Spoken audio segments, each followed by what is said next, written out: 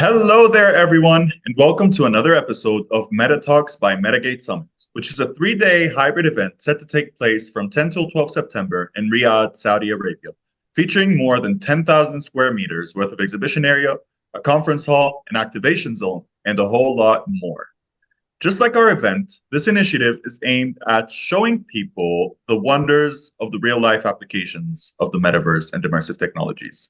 Every few weeks, we host an expert from within an industry to talk about the magical intersection between the industry and the metaverse, as well as what they are doing to make this intersection truly impactful. This week, we have two very special guests from SpaceTo.io, a division of Eventagrate Group, MetaGate Summit's official metaverse development partner. We are proud to have you here and to be able to have what will be a very insightful discussion. Now, without further ado, allow me to introduce Miguel Galvao, the CEO of Eventagrate, and Agalar Ragimov, creative lead at Eventagrate and co-founder of SpaceTo.io.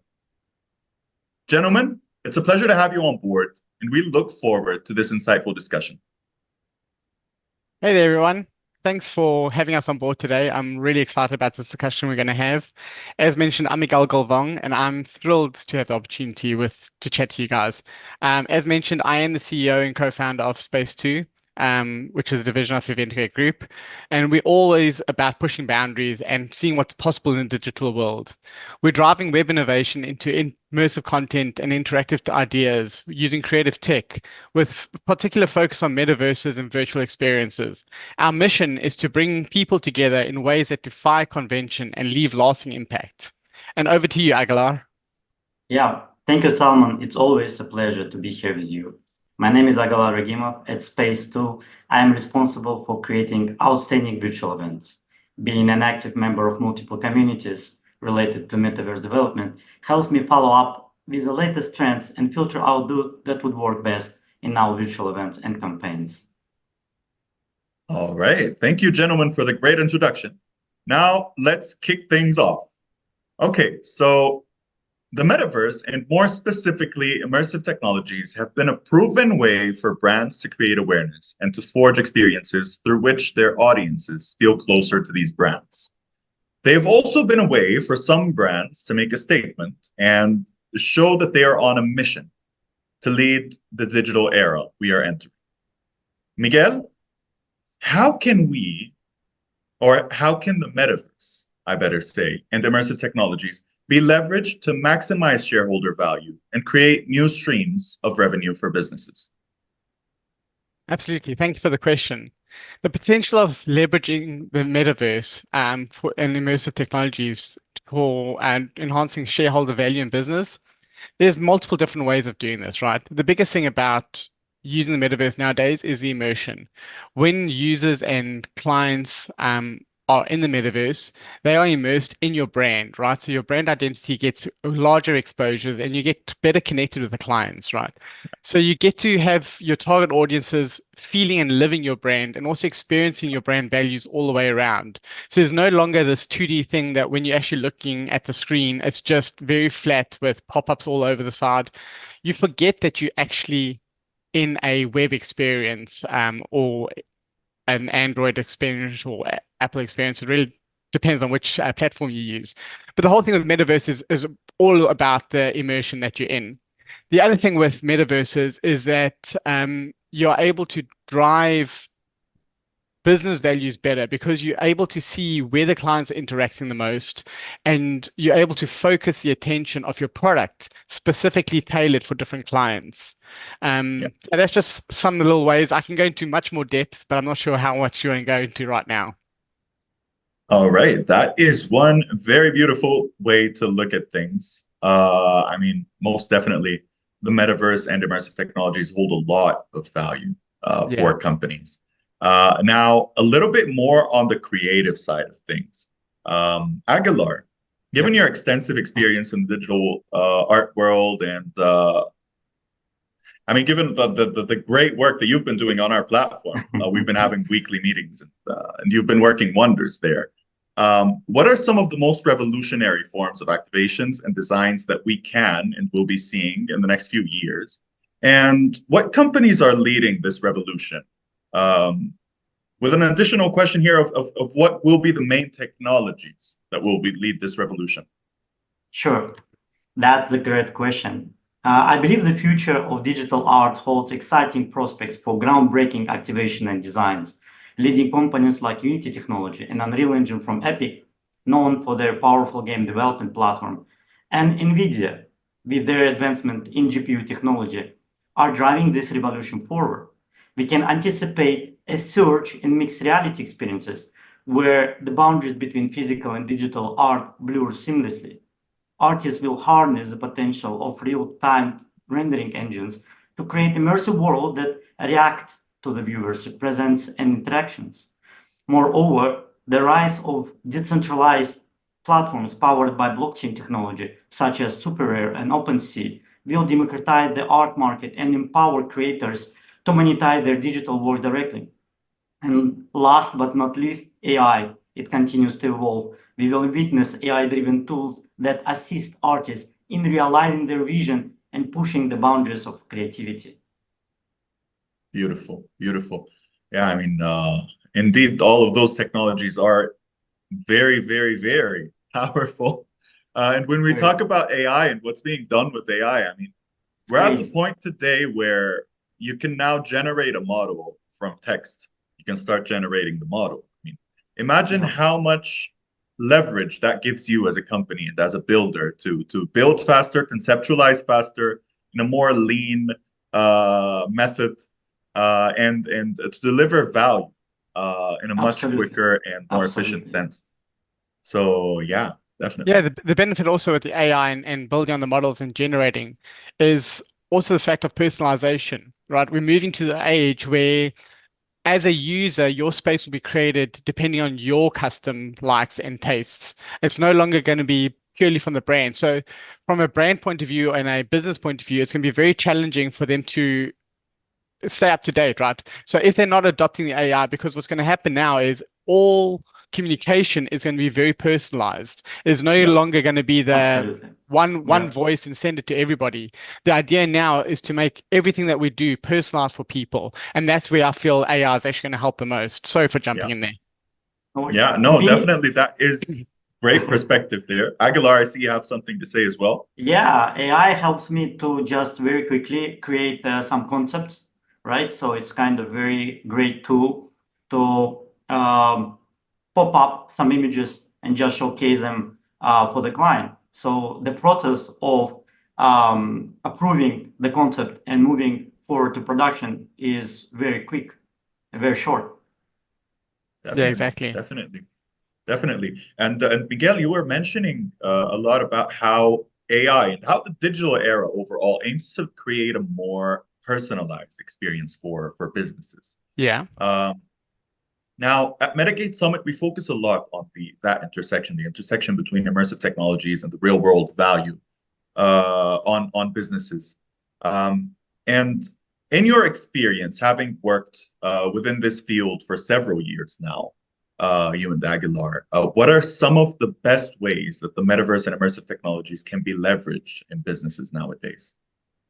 Well, the biggest thing for me at the moment is how do we get the business value out of the metaverse, right? So the biggest thing is we're going to, I keep repeating the biggest thing because to me it's a very, very big thing. Brands need to kind of understand what their KPIs are that they want to get out of the metaverse. Because the metaverse is so vast and in different directions, it can be tailored in many different aspects, right? We can have it from education, we can have it to co-workspaces, we can have it to retail, we can have it to gaming. So the brands kind of need to understand what do they want to do. And then when they understand what they want to do, that's when we jump in with SpaceTo. And we also help consult the brands on like different directions that they can go on because SpaceTo does do consulting to the metaverse. And we help the brands decide what they want to do, where they want to go, and we build custom things. So for instance, let's say you want to be in the education space, right? What we're going to find out from you guys is what age groups are we adding? Do we want pure metaverse? Do you want 3D space worlds? Do you want VR metaverses? Because they all have different things and they all have different ways of learning, and the adoption is very different in the different spaces. The same thing comes for the gaming. We're busy doing one at the moment, which is a training metaverse for a high-end client, but it also involves classroom setups. So they've decided they want a training space, but they didn't want a traditional training space. They wanted stuff where people can go interact with and customize themselves. So the avatar creation is very personalized, and you actually represent yourself in the metaverse. And you're also able, sorry, I can't give the name of the client, otherwise it would be a lot easier to talk about the whole detail right now. But pretty much with the training mechanisms as well, we're making it that the people can communicate in groups, right? So a lot of the metaverses out there, people are not always in a group conversation. So you've got the one player, as we call it, and you've got multiplayer. We're finding that the multiplayer metaverses are working really well in the training space because you've got the classroom ecosystem. And then with the avatars, we've created a digital avatar, which is like a digital twin. So what happens is the lecturer is actually an avatar as well. Because what we find as well is when you're having a metaverse that has somebody on a recorded screen talking to the class, there's a disconnect because you don't have the immersion again, right? You're breaking the rule of if you're in 3D, stay in 3D. You don't bring 2D assets into it the whole time. So we've created technology that maps a human in with cameras, and then we mimic your avatar in the space to what you're doing. So it makes the teaching process a lot easier. And there's screen sharing, and there's also tokenized things. So as you do different courses, you get different tokens that open different spaces, right? So this is kind of how our clients are already leveraging the metaverse in training. They're semi-gamifying it as well as using the latest technology to make it more real in the space. Wow, that is beautiful, and I can't wait to see that project unfold, and then to actually get to know who the client is later on. I would be the first to enroll in such an experience. Cool, perfect. Tell them they have a client. So now that we talked about what can be done in terms of businesses, what do I today as a business have to do when mapping out my digital strategy to understand what would be the best thing to navigate into? I mean, you've got a lot of platforms out there. Platforms like Roblox, for example, are where companies invest hundreds of thousands of dollars into the upcoming generations, into the millions of daily users of upcoming generations. Spatial is more on the casual, good quality end of things, wherein you can have more experiences and more gamified, a little bit more gamified experiences on the high end level for the older generation. You've got the Sandbox and Decentraland, it goes without mentioning how many brands have built there. How do I today, as a brand or a company, understand where I should go? What are the key performance metrics here, key performance indicators for me to know where to go as a company? 100%. So let me just answer that part of your question. So Miguel already answered like partly that question, but let me just unfold it. When mapping out the metaverse and immersive tech strategies, businesses should first identify their objective and target audience, ensuring alignment with their overall business goals. They should conduct through market research to understand emerging trends, consumer preferences, and competitive landscape within the metaverse space. As you mentioned, there are a lot of different platforms. Additionally, business need to prioritize the user experience and accessibilities, designing immersive experience that are intuitive and inclusive. It's crucial to establish clear metrics for success and continuously measure performance to optimize strategy over time. I would add that companies should stay adaptable and open to experimentation, as the metaverse landscape is constantly evolving. Some new platforms is appearing, some of them disappearing. With new technologies and platforms, the metaverse development emerging rapidly. All right. Okay. Miguel, do you have something to add there? Yeah, the other thing that I find as well is also we got to, as Agil mentioned again, is we need to understand who the target audience is, right? Because if we're going for the younger crowd, and that's kind of where I feel the metaverses are, if we're dealing And this is where businesses have quite big challenges. I found that everybody comes to us and goes, "We want to be part of the metaverse," and when they come part of the metaverse, they go, "Okay, cool." We go, "Well, what target audience do you want?" And that's going to define which platforms we use, because we have our own platform that we've built, but we've also done stuff in Roadblocks and we've done stuff in Spatial and we've tested it all out. And the age groups is the biggest thing, right? If we're trying to get the younger audience involved, then Roadblocks will actually be the better one that we jump into and help you develop your platform inside the Roadblocks, because that is the younger group. And where I'm actually trying to get to is the benefits of the metaverse is something that you won't see right now, because it's a very new field. It's in the gaming field a lot, and the younger generation is the one that's using it more than what we actually know. So from a business point of view, they should be planning on what to do for the future, because the metaverse, what we're expecting now, is going to be very different in the next 5 years. And the people that are coming into the business world and into the financial spending world are the people that are playing the games at the moment. They're the ones that are in Roblox at the moment, or in Fortnite, and they are the ones that are changing. So if business doesn't adapt into the metaverse quick enough, they're going to be left behind, because the interaction on normal websites is no longer good enough for the younger generation. The younger generation wants to be immersed. They want to be personalized messaged. They want to feel that what they say makes a difference. And that's where the space that we design enhance all those aspects and make it very personalized for the younger generation. So that's why there's a lot that businesses quite often ask. And I feel that the businesses need to understand that it's not for now, it's for the next 2 to 5 years is where I feel a big change is going to happen, but you need to jump in now. Yeah, definitely. I could not agree more on that point. And I keep saying that the metaverse will at some point be to brands what websites are today. Correct. Right? Today, you go into a website, you see what a brand is all about. You see what a company is all about. You see what their responsibilities are, their vision, their mission, all of that.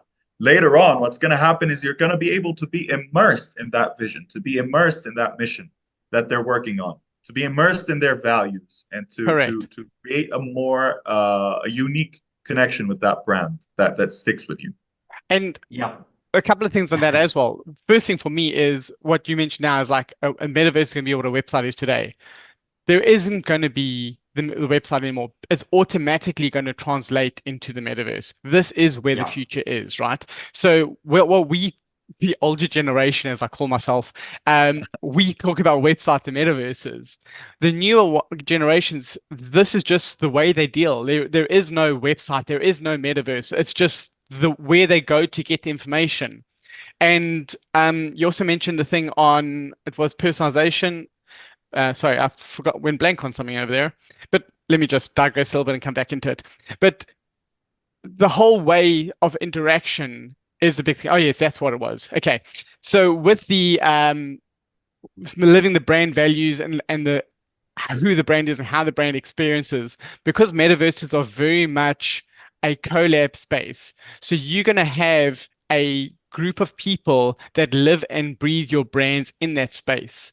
And by doing that, your brand gets stronger and people communicate the message better, which is another thing I'm really enjoying about the metaverse space is the fact that on the websites, the groups are not always there, right? They kind of pop in, pop out. But when the metaverse space, because you're interacting, you're going in there with your friends, you're experiencing the shopping together, you're experiencing learning together.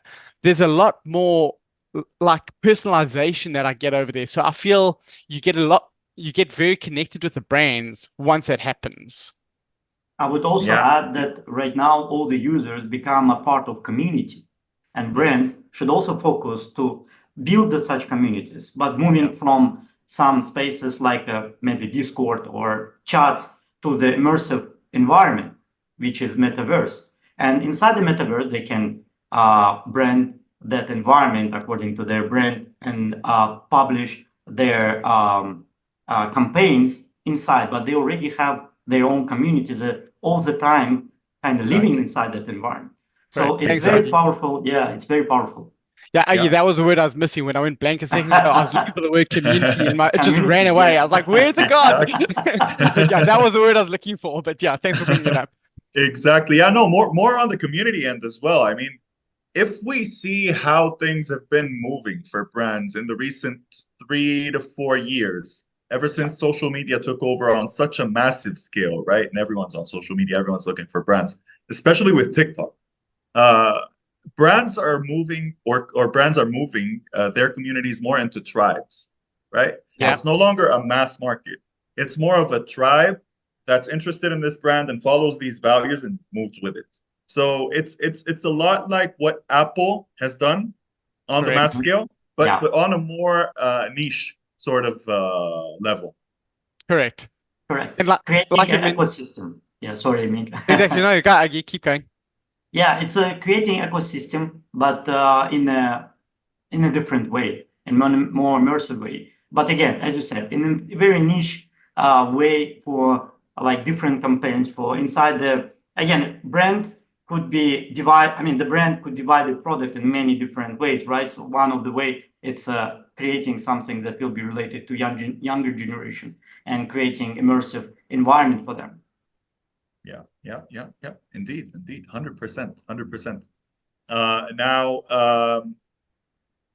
in terms of the metaverse and the brand experience and all of that, what are some of the trends that you guys see moving forward? This is the last question, I promise. What are the best trends that you guys see, or the most powerful trends that you see moving forward within the metaverse and immersive technologies? So gamify experience. I mean, it's like just we have all the games and we have a lot of community inside the game industry, right? But that experience moving towards metaverse type and immersive experience. Because again, if we're talking about young generation and that most of they kind of grow up with the game, right? They grow up with a mobile device and they're playing Roblox all the time. They're developing communities, they're developing games. So they're kind of expecting in the future that the adult life will be kind of very close that they already experienced in younger age. So I would see that gamification, it's one of the biggest kind of trend that will be moving forward the whole metaverse development. But at the same time, because gamification increase the level of engagement. So this is kind of one of the key. And that would help a lot. And another thing that, we might move maybe not from VR headsets to the glasses. So I believe that will be kind of the heavy VR glasses will be VR headset will be removed to some more affordable and light glasses.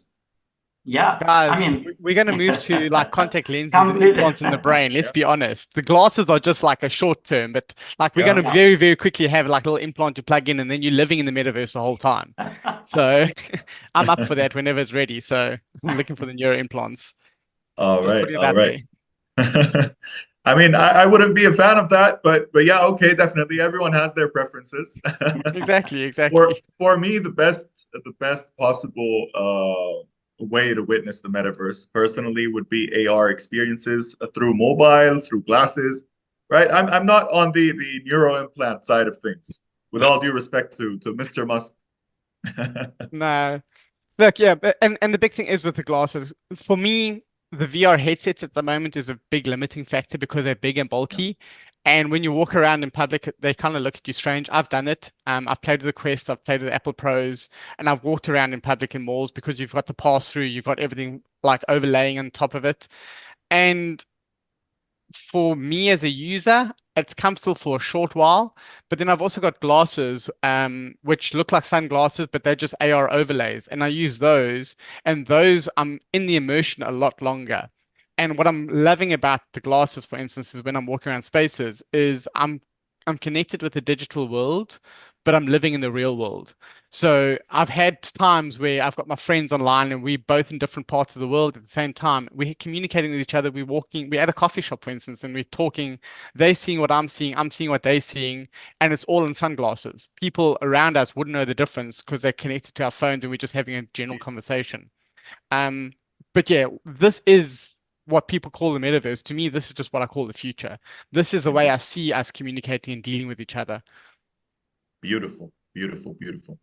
As our episode comes to an end, we would like to take the time to ask you a question that I believe our audience would be very eager to hear the answer of.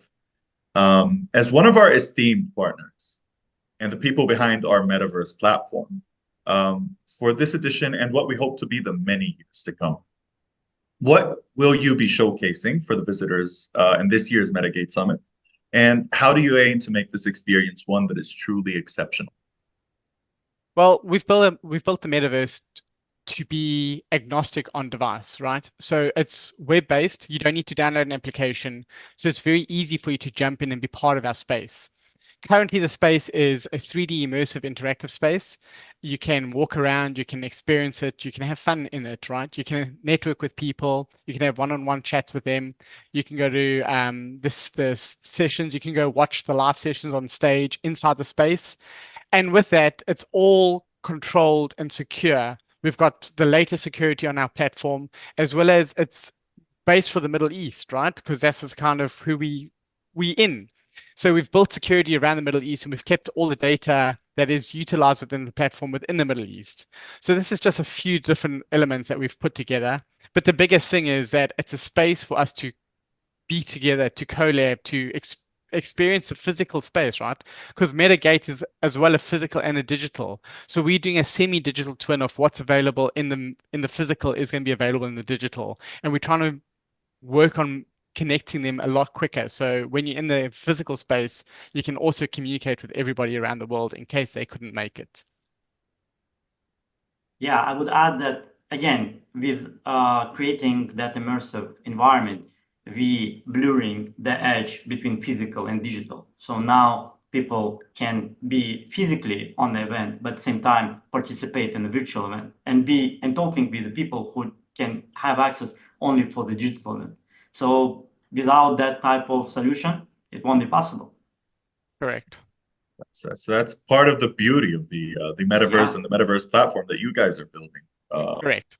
What's so revolutionary there is that it's actually a phygital platform. Yeah. It's not just focusing on the digital. Yes. So yeah, that is great. Okay, so dear speakers, thank you so much for your time. This episode has come to an end. And I would love to have you guys back for another talk sometime very soon. Sure. Great conversation. It is with partners like yourselves that summits like MetaGate are taken to new highs. And we hope that alongside each other, we can create value for the thousands of members in our communities, creating a more equitable metaverse for everyone. Just a reminder that MetaGate Summit is a 3-day hybrid summit set to take place in Riyadh, Saudi Arabia in September 2024, featuring 10,000 square meters of exhibition area, a conference hall, and very high value panels, as well as AR/VR activations, a startup competition and startup area, and not to mention 300 square meters of networking space, as well as the Metaverse platform that we were telling you all about. Our event will bring together executives, thought leaders, government officials, and industry professionals to witness the real-world value of the Metaverse and Immersive Technologies, both at a business level and on an individual level. For more information about the event, go ahead and give us a follow on Instagram, Facebook, Twitter, or LinkedIn. Oh, and don't forget to subscribe to our YouTube channel for more of these valuable Meta Talks. One more thing. If you are a company that is focused on metaverse and immersive technologies, don't forget to book your stand or sponsorship package, as the slots are becoming limited. And also, don't forget to give these guys a call. They will take very good care of you. See you in Saudi, everybody. Thank you for your time. And more importantly, see you in the metaverse with us. Yeah. Most definitely. We look forward to that. Thank you, everybody. Thank you for your time. See you soon. Bye-bye. Bye-bye.